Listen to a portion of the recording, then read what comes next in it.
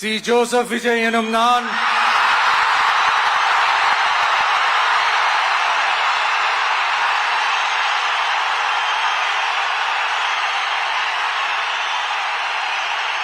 சட்டப்படி அமைக்கப்பெற்ற இந்திய அரசியல் அமைப்பின்பால் உண்மையான நம்பிக்கையும் மாறா பற்றும் கொண்டிருப்பேன் என்றும் இந்திய நாட்டின் ஒப்பில்லாத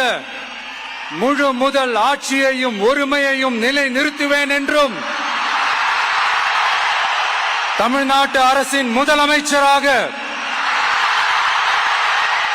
உண்மையாகவும் உளச்சான்றின்படியும்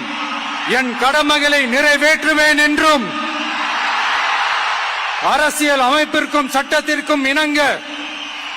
அச்சமும் ஒருதலை சார்பும் இன்றி